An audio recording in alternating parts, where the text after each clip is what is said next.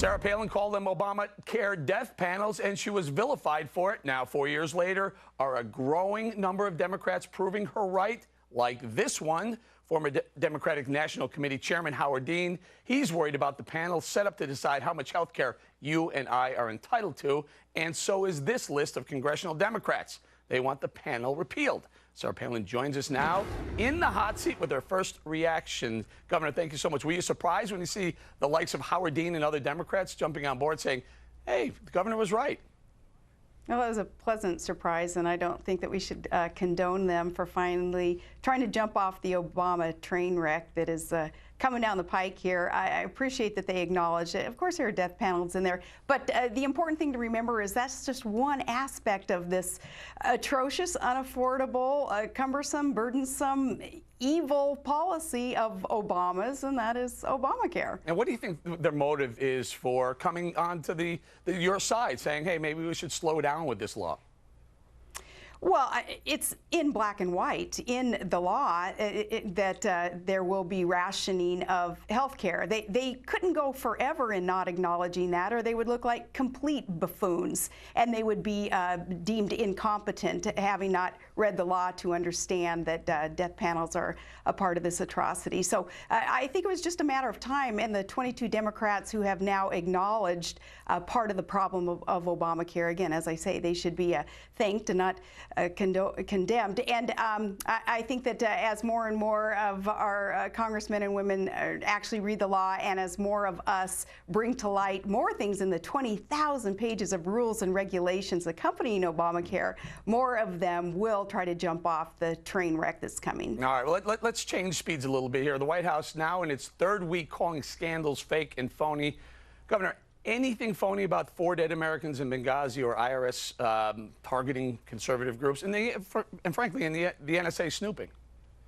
Yeah, I'm still disgusted with the mainstream media having opportunity to do some follow-up questions and really pinning down our president and asking him, because as you point out, this is the 3rd week running now where he still poo-poos the Benghazi scandal and the government snooping on us scandals, and nobody's asking him, which scandals are you characterizing as being phony? And I wish that the press would do a better job at really pinning him down and making him answer to the people whom he is serving. What does he mean when he says that these things that we are so concerned about, he poo-poos them and acts like it's no big darn deal? Yeah, and another topic, yesterday President Obama had his first solo press conference in many, many months. Take a listen to what he had to say about transparency. Listen. We have to strike the right balance between protecting our security and preserving our freedoms. So, more than one founding father said those willing to give up a little bit of security, a little bit of freedom for security deserve neither. Your thoughts? There is no balance at all in this struggle for security and liberty when we have an illustration going on today with our government having lied about it, our government actually spying on innocent Americans and gathering data on us based on our communications, which really is a violation of our 4th Amendment. There's no balance there at all. That is stomping, trampling a boot on the neck of our liberty. That's not balance. Yeah, I hold this in my pocket all the time, Governor. It's my pocket constitution. The 4th Amendment specifically says you have to have probable cause. That Section 215 of the Patriot Act actually says you can't even surveil U.S. citizens unless they're contacting someone overseas and you have probable cause that they're involved in some sort of terrorist activity. I think they're blowing this thing, out of the water. They're shredding this thing yet again.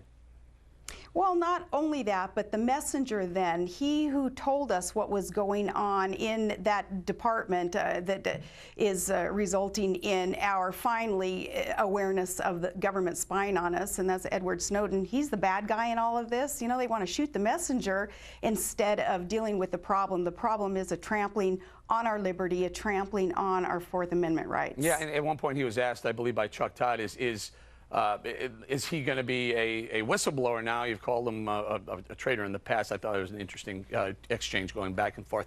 Before we run out of time, there's been a rift going back and forth between Senator Rand Paul and New Jersey Governor Chris Christie. Where are you on that? I mean, Rand Paul's the true libertarian there. Chris Christie says maybe he's too libertarian for our good. Where do you fall on this? Where am I? I'm on Team Rand.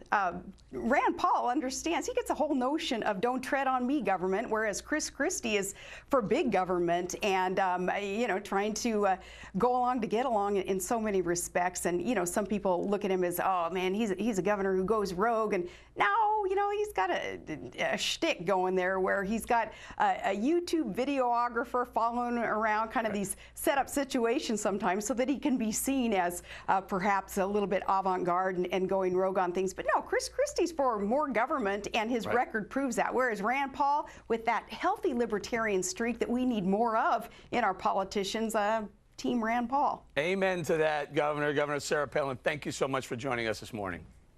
Thank you. It's a pleasure.